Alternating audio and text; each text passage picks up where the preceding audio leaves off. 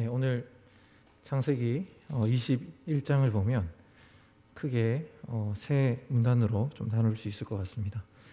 1절에서 7절까지 이삭이 태어나고 8절부터 이제 21절까지 보면 하갈과 그녀의 아들 이스마엘이 쫓겨나는 모습을 볼 수 있습니다. 그리고 22절부터 34절까지 아브라함과 아비멜렉이 언약을 맺는 그런 모습을 볼 수 있습니다. 먼저 첫 번째 내용을 보면 우리가 이삭이 태어나는 것을 볼 수 있죠. 참 그토록 오랫동안 기다렸던 참 많은 우여곡절이 있었고, 또 아브라함이 하나님의 뜻을 기다리지 못해서 인간적인 수단과 방법까지 동원하여 얻고자 하였던, 그토록 간절히 원하였던 아들을 얻게 됩니다. 그래서 그 아들의 이름을 이제 3절에 보면 아브라함이 그에게 태어난 아들 곧 사라가 자기에게 낳은 아들의 이름하여 이삭이라 하였고 라고 이렇게 기록되어 있습니다. 그러면서 이제 할례를 베풀고 5절에 보니까 아브라함이 그의 아들 이삭이 그에게 태어날 때에 100세라, 그러니까 나이가 100살이 돼서 얻은 아들인 것이죠. 그러면서 6절에 사라가 이르되 하나님이 나를 웃게 하시니 듣는 자가 다 나와 함께 웃으리로다, 이렇게 고백하고 있습니다. 오늘 이렇게 이삭이 태어난 것을 우리가 보면서 느끼는 것은, 하나님 이렇게 어차피 주실 거 뭐하러 이렇게 질질 이렇게 끄시고 늦게 심지어 나이가 100살이 되도록 기다리게 하시는가 라는 질문을 우리가 하게 됩니다. 아브라함의 일이야 그렇다 쳐도 나의 어떤 기도의 제목들, 하나님 앞에 우리가 간절하게 소원을 두고 기도하였던 기도의 응답들을 하나님께서 참 더디게 응답하시는구나 라고 느낄 때가 우리가 참 많이 있습니다. 오늘 본문을 보면서 우리는 좀 응답에 대한 고민들 좀 나누었으면 좋겠습니다. 먼저 그 내용을 볼 때에 우리가 첫 번째로 생각할 수 있는 것은 이 아들의 이름이 이삭이라는 점이죠. 이 이삭이라는 아들의 이름의 뜻은 웃음이라는 뜻입니다. 이 이삭이라는 아이의 이름을 부를 때마다 그의 부모들은 웃음이라는 단어를 부르는 것이고, 이 웃음은 두 가지의 의미가 함께 내포되어 있음을 그들도 느꼈을 것입니다. 첫 번째 웃음의 의미는 그들의 불신앙적 웃음이었습니다. 하나님께서 내가 너에게 아들을 줄 것이다 라고 하실 때에 아브라함은 비웃었습니다. 이 나이에 어떻게 아들을 낳을 수 있을까? 그리고 하나님이 또 나타나셔서 너에게 아들을 줄 것이다 라고 하셨을 때 뒤에서 숨어서 듣고 있었던 사라도 웃었죠. 하나님이 왜 웃느냐라고 하시니까 웃지 않았다, 거짓말까지 하는 모습을 우리가 다 알고 계실 겁니다. 그렇게 불신앙적인 웃음을 취하였던 그들이 이제 하나님이 주신 이 아들을 통하여서 신앙적인 웃음을 그들이 갖게 됩니다. 그것이 바로 두 번째 웃음인 것이죠. 이 두 가지 웃음을 그들이 생각하면서 불신앙적인 웃음을 그들이 지을 때는 결국 인간적인 수단을 의지하였던 것을 우리가 볼 수 있습니다. 하갈을 통하여서 이스마엘을 낳고 여러 가지 집안의 갈등들이 생기는 그런 모습들을 우리가 보았죠. 이런 모습들을 통해서 우리가 또 결국 그들이 웃게 되는 그러한 모습을 볼 때 그들은 신앙적인 웃음을 지을 때는 하나님께서 하시면 되는구나 라는 것을 그들이 또 생각하며 웃었을 것입니다. 이렇듯 우리가 하나님에 대한 응답을 생각할 때마다 느끼는 것은, 우리가 하나님의 어떤 약속, 하나님의 응답은 결코 인간적인 수단으로 이루어지지 않고 오직 하나님의 방법과 그분의 타이밍과 그분이 기뻐하시는 뜻 안에서 이루어진다는 것을 우리가 자주 볼 수 있습니다. 그렇기 때문에 우리가 하나님 앞에 어떤 약속을 기다리거나 소원을 두고 기다릴 때에 어떠한 자세를 가져야 되는가에 대해서 우리가 신약 성경이나 구약 성경을 보게 되면 끊임없이 우리에게 더 큰 것을 너에게 이미 주었기 때문에 하나님을 신뢰하라는 식으로 우리에게 설명합니다. 대표적인 말씀이 로마서 8장 32절입니다. 자기 아들을 아끼지 아니하시고 우리 모든 사람을 위해 내주신 이가 어찌 그 아들과 함께 모든 것을 우리에게 주시지 아니하겠느냐, 그렇게 우리에게 반문하고 있죠. 하나님은 우리에게 이미 자신의 아들이신 예수 그리스도를 우리에게 주셨습니다. 문제는 우리는 하나님 앞에 이미 받은 하나님의 그 은혜와 사랑에 대해서 깊이 잠겨들기보다는 끊임없이 우리의 노력과 우리의 인간적인 수단들을 의지할 때가 참 많이 있습니다. 근데 문제는 뭐냐 하면 그것이 굉장히 교묘하게 우리에게 다가온다는 것이죠. 쉽게 설명하면 하나님한테 조건을 제시하는 겁니다. 완전히 불신앙적인 행동도 아니고 그렇다고 완전히 하나님을 신뢰하는 것도 아닌 뭔가 애매한 방법으로 하나님을 설득하려고 합니다. 하나님, 이렇게 제가 하면 이렇게 해주셔야 됩니다. 제가 이번에 40일 작정기도 했는데 하나님 저한테 응답해 주셔야 됩니다. 뿐만 아니라 하나님, 제가 지금까지 하나님을 위해서 해드린 게 얼만데 어떻게 저한테 이러실 수가 있습니까? 라는 식으로 우리는 하나님 앞에 내가 했던 어떤 것들에 대해서 하나님에게 조건을 제시하면서 하나님이 왜 이렇게 나한테 행동하십니까? 라고 하나님 앞에 따질 때가 많이 있다는 것이죠.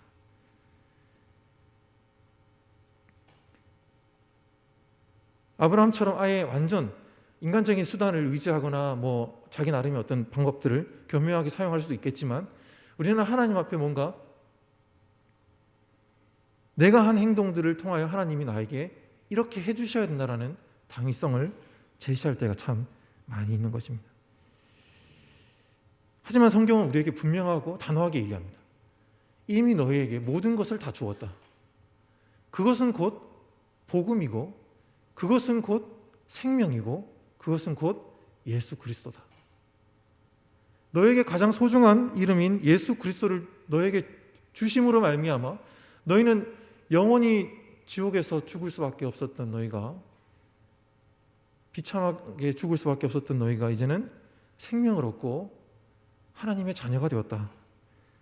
그렇게 너에게 생명을 주시는 하나님이 그 외의 것들을 주시지 않겠느냐, 우리에게 그렇게 말씀하고 계신 것이죠. 그러므로 우리의 신앙은 하나님 앞에 우리의 행위에 집중하며 내가 이렇게 했으니 하나님 이렇게 해주셔야 됩니다라는 식으로 접근하기보다는 나는 사실 내가 하나님 앞에 뭔가 자랑할 거리가 있거나 내가 뭔가 하나님 앞에 이렇게 했습니다라고 뭔가 드릴 수 있는 것이 전혀 없는, 감히 하나님께 고개를 쳐들고 하나님 앞에 아릴 수도 없는 그런 엄청난 죄인이었다는 사실을 우리는 사실 기억해야 됩니다. 그랬던 우리에게 말도 안 되는 은혜, 바로 예수 그리스도를 우리에게 주신 사실인 것이죠. 그러면서 우리는 이 땅을 살아가며 끊임없이 도전받습니다. 우리가 갖고 싶은 여러 가지 소원들, 여러 가지 기도의 응답들, 그것들과 하나님을 저울질하며 하나님 이거 주셔야죠 라고 생각하며 여러 가지 인간적인 도구를 사용합니다. 하지만 성경은 분명하게 얘기하기를 너는 먼저 하나님으로 인하여 만족해야 된다. 하나님 그 이름 한 분만으로도 다른 어떤 것을 요구하지 않을 만큼 기뻐하고 만족하고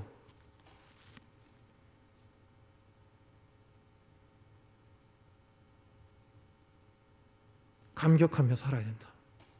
우리에게 그렇게 말씀하시죠. 우리가 하박국 선지자의 말을 우리가 굳이 인용하지 않더라도 난 여호와로 인하여 기뻐한다라는 그 고백이 왜 되지 않을까? 어느덧 내가 기도하면서 간절하게 하나님 앞에 매달릴 때가 물론 있습니다. 그런데 나도 모르게 그렇게 하나님 앞에 간절히 너무 간절하게 매달리다 보면 때로는 우리는 이런 질문 앞에 직면할 수밖에 없죠. 너 이거 안 받아도, 너 이거 하나님 안 주셔도 하나님으로 인하여 만족할 수 있냐? 저도 사실 이 질문 앞에 솔직하게 섰을 때 굉장히 힘들었습니다. 지금도 힘들고 그렇게 되지 않는 저의 모습에 또 실망할 때가 참 많이 있죠. 하지만 우리가 가지고 있는 복음과 하나님이라는 그 생명을 우리가 기억할 때에 우리는 하나님으로 인하여 정말 견딜 수 없는 기쁨과 만족감과 감격으로 이 땅의 어떤 문제들에 전혀 흔들리지 않고 살아갈 수 있는 자가 될 수밖에 없는 것이죠. 두 번째로 우리가 볼 수 있는 것은 8절부터 21절 내용입니다. 8절부터 21절 내용을 보면 굉장히 좀 슬픈 장면이 연출됩니다. 아이가 자라매 젖을 떼고 8절에 이삭이 젖을 떼는 날 아브라함이 큰 잔치를 베풀죠. 이제 우리나라 돌잔치처럼 이제 쉽게 죽을 수 있는 그런 연령대가 지난 것 같습니다. 이제 이 아이와 함께 온 집안이 기뻐하고 있는 그때 그 하갈의 아들 이스마엘이 이제 이삭을 놀리고 있었죠. 조롱하고 있었습니다. 뭐 얼마든지 있을 수 있습니다. 뭐 형제들끼리 다투고 치고받고 싸우면서 클 수 있는 그런 뭐 흔한 일입니다. 그런데 이제 사라가 아브라함 남편에게 이렇게 얘기하죠. 이 여종과 그 아들을 내쫓으라. 그 종의 아들은 내 아들 이삭과 함께 기업을 얻지 못하리라 하므로, 그래서 이제 11절에 아브라함이 그의 아들로 말미암아 그 일이 매우 근심됩니다. 이 사라가 굉장히 부당한 요구를 하고 있습니다. 이게 뭐 성경의 내용을 떠나서 나중에 하나님이 물론 사라의 편을 들어주시지만 사라의 내용은 뭐 신앙적으로도 굉장히 부당한 요청이었지만 그때 당시 이제 고대 근동의 어떤 통념에 따라서 볼 때에도 굉장히 부당한 요구였죠. 왜냐하면 그때 당시에 이 서자에 해당되는 아들이라 할지라도 이제 상속을 해야 되는 그런 의무가 아버지에게 있었습니다. 근데 이제 사라는 이 아들 쫓아내라. 굉장히 부당하죠.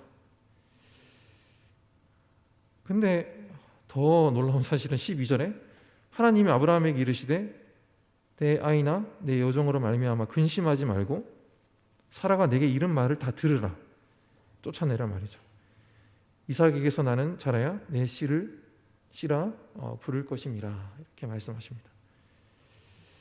네, 그래서 뭐 하나님도 참 매정하시고 아브라함도 또 매정하게 그 다음날 14절 보면 아침에 일찍 일어나, 이런 거 순종 굉장히 잘하죠. 아침에 일찍 일어나서 이제 쫓아내보냅니다. 그래서 가족 부대에 이제 물과 떡을 이렇게 주고 막 이렇게 하는데 하갈이 이제 브엘세바 광야에서 방황하다가 15절에 가족 부대에 물이 떨어지니까 그 자식을 관목덤불에 두고 아이가 죽는 것을 참아 보지 못하겠다라고 하면서 화살 한 바탕 거리 떨어져 마주 앉아 보이며 소리내어 우는 굉장히 슬프고 비참한 그런 모습을 우리가 볼 수 있습니다. 저는 이 말씀 보면서 하나님 어떻게 이러실 수가 있나? 물론 이제 하나님의 그 언약은 이삭을 통하여서 충분히 이제 이루어질 것은 저도 동의하고 그렇게 하실 수도 있고, 문제는 아브라함이 뭐 가난하지도 않고 굉장히 부유한 사람인데 이 이스마엘이라는 아들 하나 걷어먹이지 못할 수 있을까? 그리고 이렇게 불쌍하게 매정하게 내쫓을 수 있을까? 사실 우리는 그런 질문을 하게 되죠. 물론 우리는 뭐 이삭의 자손이다라고 하면서 그냥 이스마엘의 일을 그냥 남의 일처럼 생각할 수도 있습니다. 나는 뭐 아브라함의 후손이고 이스마엘 후손이고 예수 그리스도를 통하여서 하나님의 백성이다. 얼마든지 그렇게 생각할 수 있고 그것도 맞는 말이죠. 근데 저는 사실 이 이스마엘이 더 공감되고 이스마엘이 마치 평소 나의 모습과 같고 이스마엘이 마치 오늘날을 살아가는 많은 청년들의 모습과 같다라는 생각이 들었습니다. 우리는 끊임없이 사실 이 이스마엘과 이삭을 비교하는 그런 삶을 살아갑니다. 진짜 말 그대로 이삭은 우리가 흔히들 얘기하는 금수저와 같이 굉장히 조건 좋은 환경에서 자라가고 있고 이스마엘은 그렇지 않은.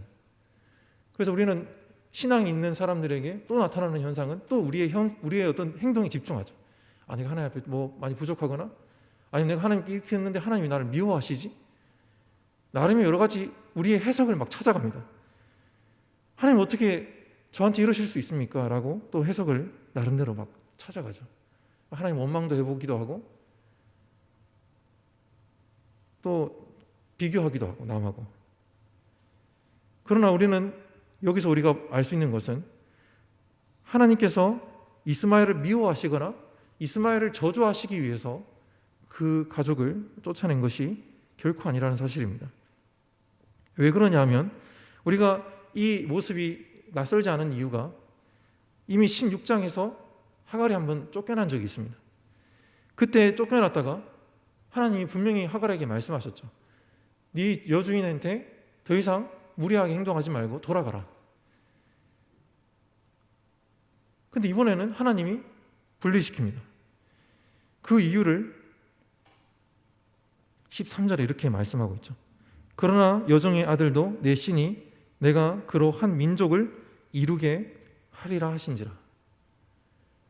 하나님의 의도는 이스마엘을 저주하거나 버리시기 위해서 내쫓으신 게 아니라 하나님께서 아브라함에게 처음 주셨던 언약, 곧 이삭을 통하여 한 민족을 이루고 가나안 땅을 주시고자 하는 그 약속을 이루심과 동시에 비록 실수로 태어난 아들이지만 이스마엘을 통하여서도 하나님께서 하나의 큰 민족을 이루고자 이 두 형제를 갈라놓고 있으신 겁니다. 우리는 그 뒤의 내용을 보면서 더 확신을 얻어 이렇게 생각할 수 있는 점이 있습니다. 바로 20절인데 18절부터 한번 볼까요? 18절에 하나님께서 아이를 일으켜 내 손을 붙들라 큰 민족을 이루게 하리라 하시니라 하시며 19절에 하나님이 하갈의 눈을 밝혔으므로 샘물을 보고 가서 가죽 부대에 물을 채우다가 그 아이에게 마시게 하셨다. 하갈이 참 어리석게도 자기 눈앞에 샘물이 있음에도 불구하고 목말라 죽겠다고 그렇게 한탄하고 있을 그때 하나님이 나타나셔서 이 하갈에게 눈을 밝혀주시고 그녀와 그 아들을 살려주십니다. 도와주신 것이죠. 그리고 20절에 하나님이 그 아이와 함께 계심에 그가 장성하여 광야에서 거주하며 활 쏘는 자가 되었다. 이스마엘은 하나님을 찾지도 않았고 하나님이 그와 함께 하기를 원하지도 않았습니다. 하지만 20절 내용을 보면 이 동행했다는 단어의 의미가 한 번 함께 하셨던 정도가 아니라 그의 평생에 하나님께서 이스마엘이 원하든 원치 않든 간에 늘 함께하며 그를 돌봐주시고 그를 지켜주신 것을 우리는 볼 수 있는 것이죠. 여기서 우리가 알 수 있는 것은 하나님이 이스마엘을 저주하시고자가 아니라 하나님의 계획과 뜻 안에서 이스마엘을 인도하고 계신다는 사실을 우리는 주목해 보아야 합니다. 우리는 당장 우리에게 처한 상황이 어렵고 힘들 때에 끊임없이 좌절하며 또 비교합니다. 이런 나와 그렇지 않은 많은 사람들과 비교하며 나는 왜 이럴까라고 생각하고 한탄하며 좌절합니다. 하지만 언약의 자손이 아닌 이스마엘조차 하나님께서 그를 버리지 않으시고 하나님의 뜻 안에서 인도하시며 돌봐주시며 동행하신 것을 우리가 볼 때에 하물며 새 언약의 자녀라 할 수 있는 우리가 어찌 하나님께 버림을 받으며 하나님의 미움을 받으며 하나님께서 우리를 세상 사람들보다 못한 자로서 고통당하게 내버려 두시겠습니까? 우리는 어떠한 경우에도 하나님의 그 사랑과 하나님의 그 인도하심을 의심하지 말아야 합니다. 하나님은 여전히 나를 인도하고 계시고 하나님의 뜻 안에서 나를 빚어가고 계시기에 때로는 힘들고 어려운 날들이 찾아온다 할지라도 우리는 하나님께 감사하며 이 길을 걸어갈 수 있는 것이죠. 마지막으로 22절부터 34절을 보면 아브라함과 아비멜렉이 언약을 맺습니다. 22절을 보면 그때 아비멜렉과 그 군대 장관 비골이 아브라함에게 말하여 이르되 내가 무슨 일을 하든지 하나님이 너와 함께 계시도다. 우리가 아비멜렉이라고 하면 우리가 앞에서 보았던 아브라함이 자기 아내 사라를 누이로 속였던 그 사람입니다. 그래서 23절에 이렇게 이야기하죠. 그런즉 너는 나와 내 아들과 내 손자에게 거짓되이 행하지 아니하기를 이제 여기서 하나님을 가리켜 내게 맹세하라. 지금 이스마엘을 통하여서 우리는 아비멜렉을 통하여서 우리는 두 가지를 알 수 있죠. 첫 번째는 아비멜렉이 하나님을 굉장히 두려워하고 있다는 사실입니다. 왜냐하면 그의 꿈속에서 하나님이 나타나셨기 때문입니다. 두 번째는 아비멜렉이 지금 아브라함에게 요구하고 있는 것은 자신이 당했던 그 일을 회상하며 또다시 아브라함이 자기에게 혹은 그 자녀들이 자신의 자녀들에게 거짓말을 할 경우에 자기가 엄청난 재앙을 당할 수 있기 때문에 거짓말 하지 말라고 부탁하고 있는 것이죠. 그래서 24절에 아브라함이 이르되 내게 맹세하리라 하고 그들이 맹세합니다. 그러면서 25절에 아비멜렉의 종들이 아브라함의 우물을 빼앗은 일에 관하여 아브라함이 아비멜렉을 책망하죠. 아브라함은 비록 아비멜렉보다 약한 자였지만 하나님께서 그와 함께 하시기에 아브라함이 굉장히 당당하게 이렇게 얘기하고 있는 것 같습니다. 26절에 아비멜렉이 이르되 누가 그러하였는지 내가 알지 못하노라. 너도 내게 알리지 아니하였고 나도 듣지 못하였더니 오늘에야 들었노라. 이렇게 나름의 변명을 하고 있습니다. 그래서 27절에 아브라함이 양과 소를 가져다가 아비멜렉에게 주고 두 사람이 서로 언약을 세우니라. 아브라함이 7 암양 새끼를 따로 놓으니 아비멜렉이 아브라함에게 이르되 7 암양 새끼를 따로 놓음이 어쩌미냐. 아브라함이 이르되 너는 내 손에서 이 암양 새끼 7을 받아 내가 이 우물 판 증거를 삼으라 하고 두 사람이 거기서 서로 맹세하였으므로 그곳을 브엘세바라 이름하였더라. 이렇게 우물을 증거로 이렇게 삼으면서 이렇게 서로 이렇게 언약을 맺고 있고 또 그 언약을 더 확실히 하기 위해서 암양 새끼 7을 아브라함이 주고 있음을 우리가 볼 수 있습니다. 그래서 각자 이제 자기의 처소로 돌아가고 33절에 아브라함은 브엘사바에서 에셀 나무를 심고 거기서 영원하신 여호와의 이름을 불렀다. 우리는 창세기를 통하여서 계속해서 확인할 수 있는 것은 아브라함이 참 연약하고 그럼에도 불구하고 하나님은 참 신실하시다라는 것을 우리는 볼 수 있습니다. 사실 우리는 아브라함을 통하여서 크게 본받을 만한 점이 그렇게 많지 않습니다. 그는 계속해서 넘어졌고 실패하고 마치 우리의 모습과 같이 너무나도 연약한 자였습니다. 그럼에도 불구하고 하나님은 아브라함을 지켜주시고 그가 아내를 누이라고 속이는 그 거짓말을 2번이나 했음에도 불구하고 하나님은 그 아브라함 부부를 지켜주셨습니다. 그래서 사실 아비멜렉이 아브라함에게 찾아와서 언약을 맺자고 했을 때 아브라함의 감정이 어땠을까 좀 생각해 보게 됩니다. 그는 분명 아비멜렉에게 거짓말을 했고 굉장히 수치스러운 행동들을 저질렀습니다. 그럼에도 불구하고 하나님이 그 가운데 나타나셔서 아비멜렉이 하나님을 두려워하도록 만드셨죠. 사실 이러한 모습들을 볼 때에 이것이 우리와 참 너무 흡사하다라는 것을 우리는 알 수 있습니다. 우리는 예수 그리스도를 믿음으로 말미암아 죄 사함을 받고 의롭다 하심을 얻었습니다. 하지만 그럼에도 불구하고 우리는 여전히 죄인이고 여전히 넘어지고 여전히 하나님 앞에 계속 실패합니다. 또 실패하고 또 실패합니다. 이런 모습들을 볼 때에 하나님이 예수 그리스도를 통하여서 우리를 구원하시지 않았다면, 우리를 의롭다라고 하시지 않았다면 우리는 끊임없이 우리의 죄를 하나님 앞에 해결할 수 없는 그러한 참 비참한 모습으로 살아갈 수밖에 없는 자들인 것을 우리는 고백할 수밖에 없습니다. 그래서 하나님께서 왜 우리를 의롭다라고 여기시고 왜 예수 그리스도를 통하여서 예수님의 의를 우리에게 주셨는가? 그 점을 생각해 볼 때에 참으로 감사하지 않을 수 없죠. 예수님께서 우리를 통하여 의로우심을 우리에게 주시고 그 칭의를 통하여서 우리와 하나님의 관계가 바뀌었습니다. 마치 하나님의 울타리 안에 우리를 집어 넣으신 것 같습니다.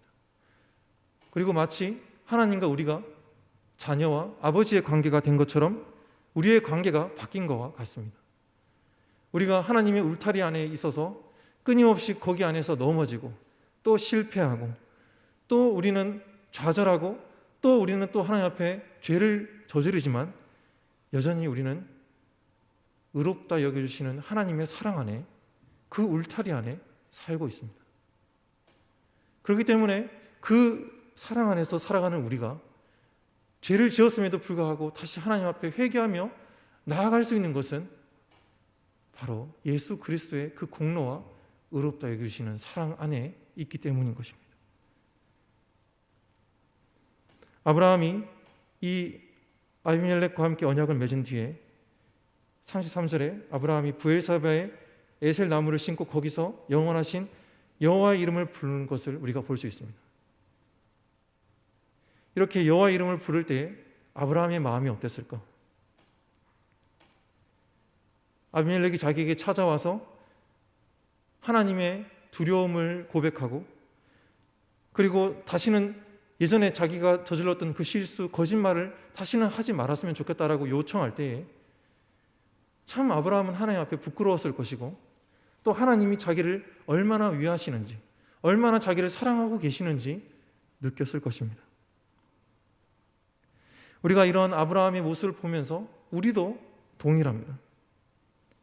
끊임없이 죄를 짓는 우리가 끊임없이 넘어지는 실패하는 우리가 하나님의 사랑 안에서 다시 일으킴을 받고 다시 회복되는 것을 경험할 때마다 나를 변화시키는 힘은 다른 어떤 것이 아니라 여전히 나를 사랑하고 계시는 하나님의 사랑이구나. 변함없는 그 사랑 때문에 내가 변화되고 있고 내가 조금씩 주님 안에서 주님을 닮아가고 있구나. 우리는 고백할 수 있을 것입니다. 그렇게 고백 드릴 때에 우리는 더 이상 나 자신을 신뢰하지 않습니다. 더 이상 우리의 연약한 자아를 의지하지 않습니다. 점점 우리는 겸손한 자리로 나아갑니다. 나의 비참함과 나의 연약함을 뼈저리게 느끼는 것과 동시에 그 비참함을 깊이 이해할수록 하나님의 아버지의 사랑을 더 깊이 이해하기 때문입니다. 그렇기 때문에 우리는 하루를 시작하고 또 하루를 마무리할 때 주님께 나아가 기도합니다. 오늘 하루도 나의 힘으로 살지 않고 주님이 주시는 힘과 능력으로 살게 해달라고. 기도를 많이 했다고 자랑하지 않습니다. 왜냐하면 기도를 많이 할수록, 우리가 경건을 많이 채울수록 그것은 나의 자랑이 아니라 나의 비참함의 고백을 더 깊이 드리는 것이기 때문입니다. 내가 더 비참하고 내가 더 연약하다는 것을 우리의 경건의 시간이 더 많이 채워질수록 주님 앞에 겸손히 우리가 고백 드리는 것이죠. 이러한 하나님의 사랑 앞에 우리는 더 겸손한 자세로 주님 앞에 기도하며 주님 앞에 나아갈 때 아브라함과 같이 우리는 넘어지고 연약하다 할지라도 주님의 신실한 가운데 주님의 영광이 드러나는 것입니다. 마지막으로 우리가 이 말씀을 통해서 알 수 있는 것은 아브라함은 참으로도 연약하였고 부족하였지만 그런 질그릇과 같은 아브라함을 통하여서 하나님이 아비멜렉에게 나타나셨다는 사실입니다.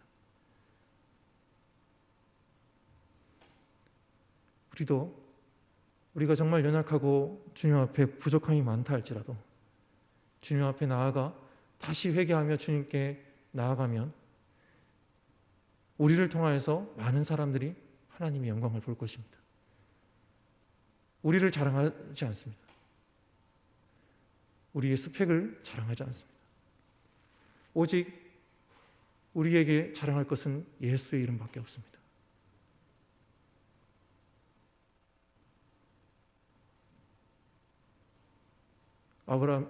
사도 바울의 고백처럼 나의 낮은 것이 다 배설물로 여기고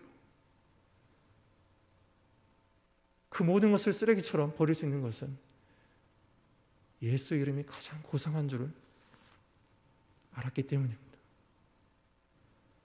우리도 그 예수의 이름을 가장 귀한 것으로 여기고 예수님 앞에 나의 연약함을 솔직히 고백드리며 주님께 나아갈 때 질그릇과 같은 우리의 모습을 통해서 많은 사람들이 하나님을 경험하고 하나님을 고백할 수 있는 그러한 은혜가 우리 가운데 있기를 간절히 소망합니다. 이 시간 같이 기도하겠습니다.